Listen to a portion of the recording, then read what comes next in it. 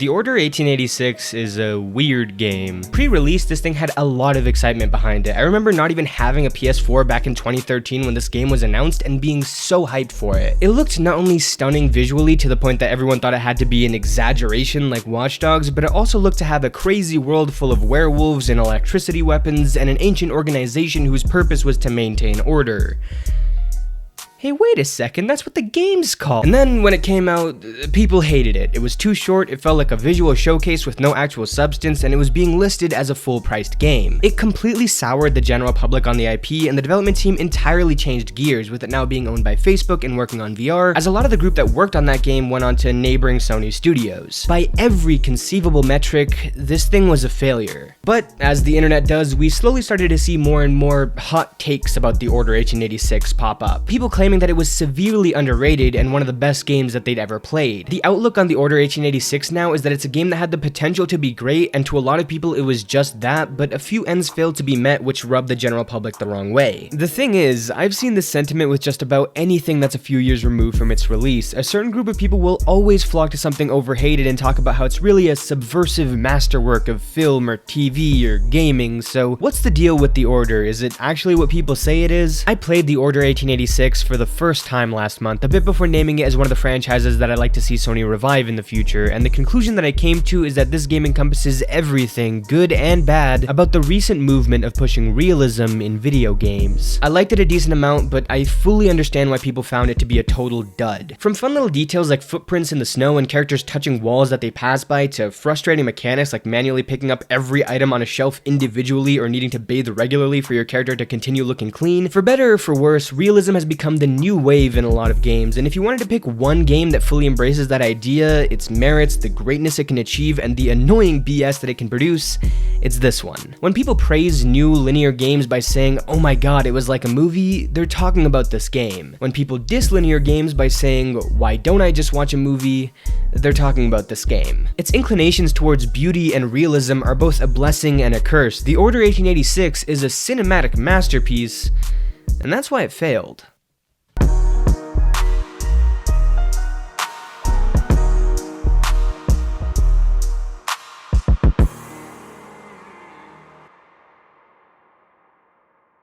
It's hard to knock the visuals of the Order 1886, that's what so much of the game's identity was built on after all. The world here is kind of 19th century steampunk, reflections glisten off polished surfaces despite the game coming out years before we saw ray tracing being featured in AAA games, the beautiful scenery is drenched in a layer of darkness even during daytime. It's a game that came out 6 years ago almost to the day, and yet it could still give any brand new title a run for its money when it comes to pure fidelity, character models, and textures. The creatures in the game look incredible, and the transformation cycle that they came up with for the werewolves is grotesque yet smooth, and although the game's overuse of darkness is a bit annoying, some areas you have a hard time making out anything unless you pump up the brightness and wash out all the colors, the look of each level is usually pretty well crafted and unique. It's not all shiny marble buildings and back alleys, you also experience stuff like the inside of a zeppelin or a shipyard, and even when it's more common aesthetic choices rear their heads, they have different setups, like starting you at a high point to find a target and get into a shootout from there, or taking you through a debris-filled bridge as the wreckage still burns around you. The game couldn't look as good as it does without cheating a bit though, considering when it came out, and the biggest way that it does that is through the black bars on the screen, which mean they have to render less pixels than they would with a normal game's aspect ratio. I don't mind it to a degree, it serves the dual purpose of giving the game a movie-like feel, but there are clear scenes where the framing feels really off because of this. People's heads will be cut off in weird ways that either signifies an odd directing choice or the fact that this game's scenes were originally in full aspect ratio and the team put black bars in on it afterwards, which just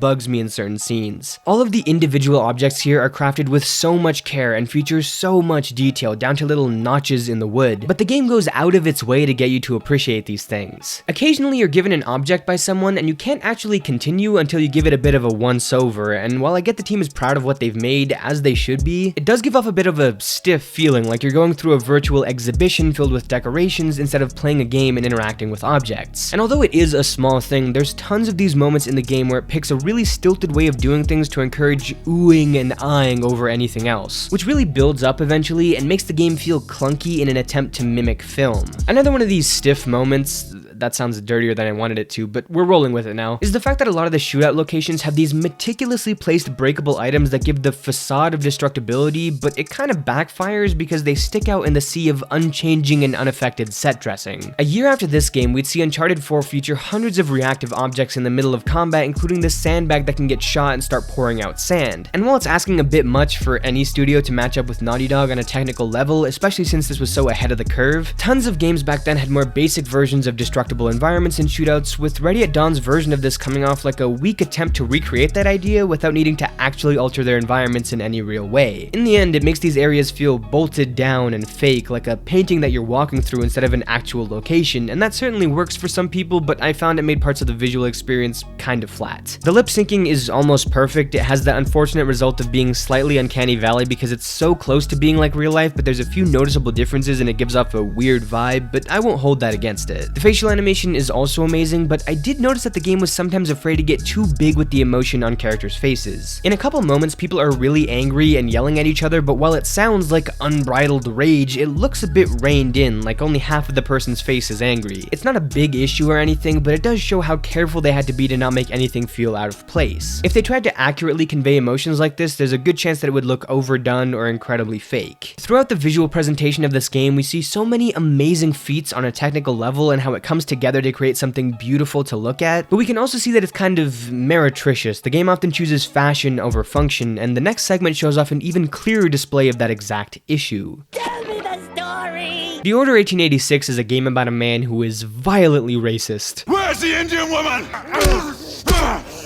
The world that Ready at Dawn made for this title is really detailed and well constructed, and it's a shame that we haven't seen more of it because it was so ripe with potential. A single-player shooter set in an alternate history of London with Nikola Tesla creating crazy science weaponry and werewolves and vampires roaming around everywhere. I mean, come on, that's unique, that's cool, and it's probably my favorite thing about this game, the mini-universe it created. I like how it feels like we're visiting a place that exists before and after our slice of time with it in this game. The concept of the Order and the existence of mystical creatures isn't anything new. Our main character isn't a newcomer to this magical world that's being slowly explained to us in detail. He already knows what's up, he knows what's out there, and we're just living part of that experience. He doesn't freak out the first time that we see werewolves exist because he knew that. And the player learns things about the world through just picking up on what characters say in conversation. We don't know the history of this order or what historical events they could have been a part of or how they got hold of this magical healing potion. We just see that they have this stuff. At some point, a dude mentions something about Galahad being loyal to the order for centuries, so we know it's been around for a while. We know Nikola Tesla started helping them out at some point, but God knows when or why he did. And that just feels really cool to me. It shows a confidence in your ideas and makes you feel like you're getting an authentic experience instead of an exposition fest. But I mean, who knows? Maybe they explained all the lore in the Orders 1 to 1885. I wouldn't know. This is my first experience with the series. That joke was so dumb. Oh my god. While the world building is great, I gotta say the actual narrative is pretty messy, with some parts feeling a bit disjointed or rushed. It feels like it shifts focus constantly and you sort of forget why you're doing what you're doing. For example, we see the game mention Jack the Ripper and set up the fact that we're gonna see who that is in this fictional universe, and then like the whole game happens and at the end it's like, yo, it's Jack the Ripper, and I'm like, oh,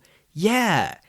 He's in this. I totally forgot about that. While it has its moments of great storytelling, especially when different perspectives are surfacing between the members of the Order, the pacing of it all feels really off. A whole bunch of stuff happens in the middle, which is then followed by a couple of really long, drawn-out sections where not much interesting happens until the last couple twists. And that means that key moments are rushed and feel a bit inauthentic, but then the game lets you wind down with a massive pile of nothing afterwards, and it's kind of the worst of both worlds. Oh, no wonder the guy was racist. It's written by Frank Miller. The game has so many amazing presentation, world building, and narrative moments to work with, but at the end of it all, the biggest issue with it is it's missing a heart and soul. Just like parts of the last section led to a mild feeling of hollowness with the visuals, slightly toned down facial animations, the tiny cherry-picked breakable items instead of static shooting arenas, this section is a much bigger offender of that issue. While the acting is great, every character clearly has a passionate performer behind it and they deliver their lines with bravado, the actual characters here are a bit lacking. The writing is good on a surface level, level, and a few of them have personalities that stood out and became favorites of mine, but a lot of them feel like empty husks used as a vessel to deliver dialogue. And unfortunately, the characters that suffer from this the most are the ones that are most prevalent to the story. A couple of side characters have distinguishable character traits, but I don't know nearly enough about these two, for example, for me to care at all about their relationship. And the same goes with the chick that replaces this one. She stands for something, but her actual core identity removed from her cause is kind of indecipherable. Betrayals and changes of heart are a huge part of this narrative and its impact, but when you feel no personal connection to the people changing their hearts or betraying you, that impact is entirely lost and you care a lot less about what's going on. It's a shining example of what my overall thoughts are on this game. It's technically impressive and checks a lot of the right boxes, doing so with style and elegance, but it's a Kinder Surprise with no yolk capsule, and becoming this grand piece of art in certain areas, it forgot to let itself be human, and sometimes sacrifice its adherence to crafting something outwardly flawless for a little bit of depth and humanity underneath.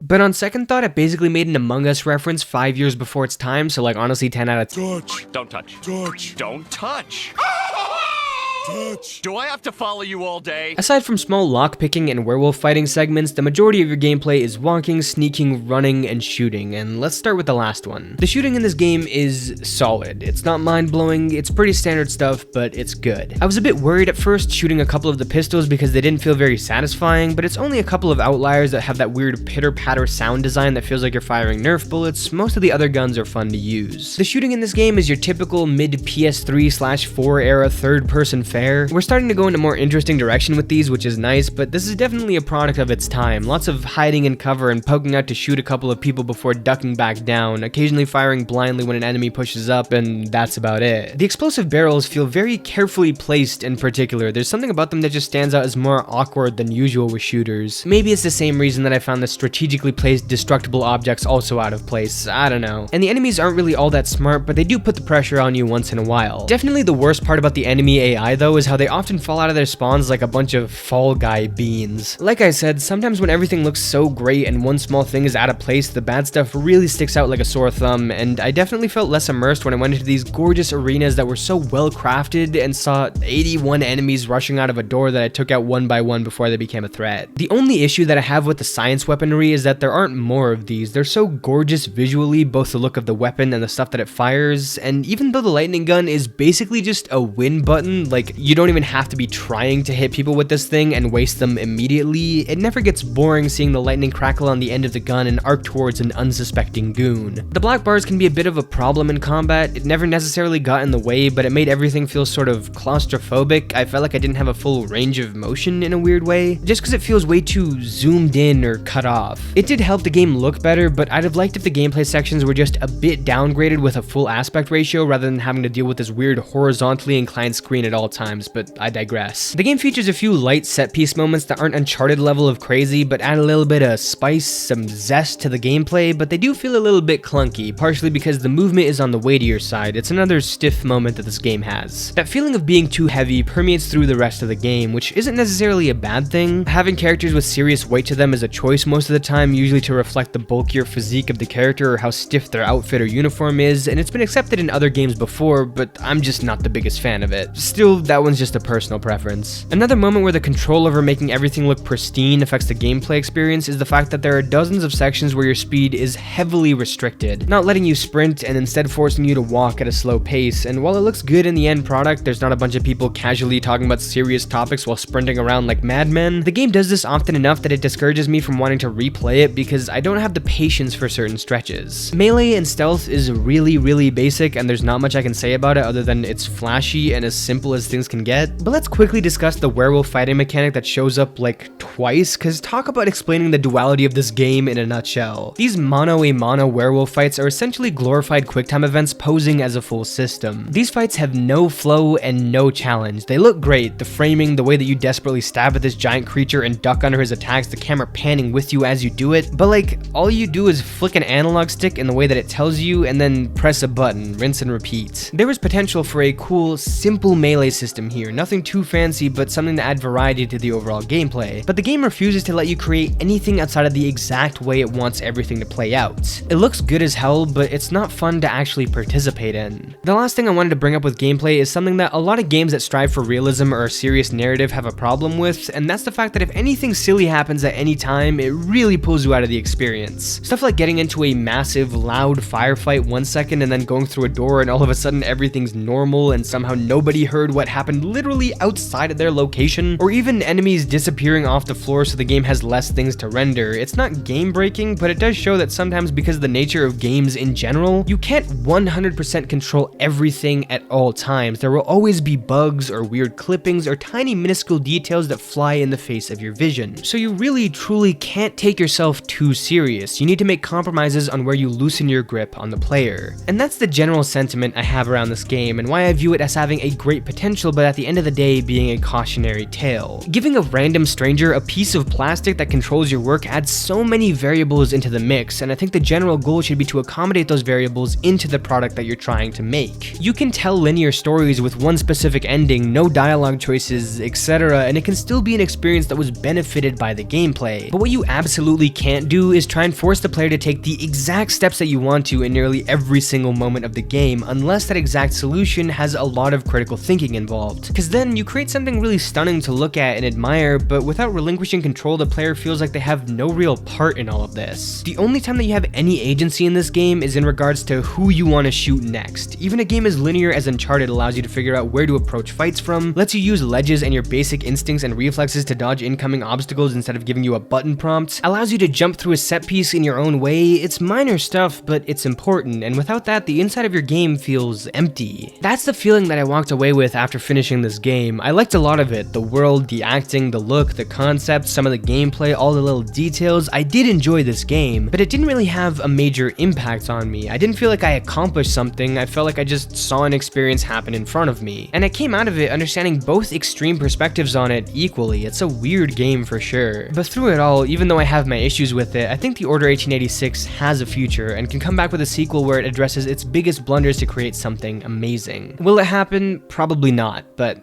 I do hope it does.